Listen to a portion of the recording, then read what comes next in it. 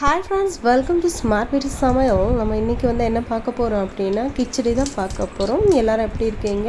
எல்லாருக்கும் தசரா வாழ்த்துக்கள். ஃபஸ்ட்டு ஒரு 3 ஸ்பூன் ஆயில் ஊற்றிட்டு கரம் மசாலா ஆட் பண்ணிவிட்டு கோஸ் கட் பண்ணியிருக்கேன். கோஸு, பச்சை மிளகா, கொத்தமல்லி, கருவேப்பிலை, கேரட், தக்காளி, 2 தக்காளி, ஒரு அரை கோஸ், 1/4 கிலோ கோஸ், இஞ்சி பூண்டு பேஸ்ட்டு, மஞ்சள் பொடி, இது எல்லாத்தையுமே போட்டு நல்லா வதக்கி கொடுத்துக்கோங்க. மறுபடியும் உங்களுக்கு இன்க்ரீடியன்ட்ஸ் சொல்கிறேன். ஃபஸ்ட்டு கோஸு, கேரட்டு, வெங்காயம், பச்சை மிளகா 2, கரம் மசாலா, 1/4 ஸ்பூன் மஞ்சள் பொடி எல்லாத்தையும் போட்டு நல்லா மிக்ஸ்அப் பண்ணி கொடுத்துக்கோங்க. நல்லா கலந்து கொடுத்த பிறகு நெய் ஆட் பண்ணிவிட்டு ஒரு சொம்பு அளவுக்கு 1.5 சொம்பு அளவுக்கு நான் தண்ணி ஆட் பண்ணியிருக்கேன். அப்போ தான் உப்புமா நல்லா இலகின மாதிரி வரும், நம்மளுக்கு விரிவிரியாக வரும், டேஸ்ட்டாக இருக்கும். உப்பு கம்மியாக இருக்குது, அதனால் போட்டுக்கிறேன்.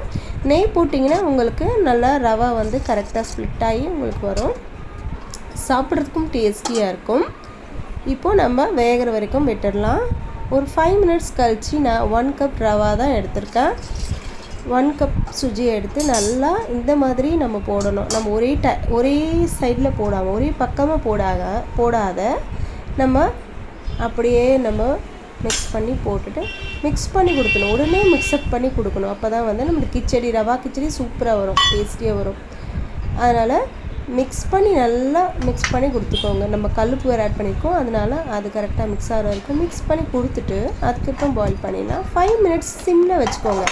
பெருசாக மட்டும் வைக்காதீங்க, நல்லா சிம்மில் வச்சுட்டிங்கன்னா அந்த சிம்லேயே நல்லா அந்த ஆவியில் சூப்பராக வந்துடும் உங்களுக்கு. இப்போ சூப்பரான ரவா கிச்சடி சூப்பர் ரெடி ஆகிடுச்சு.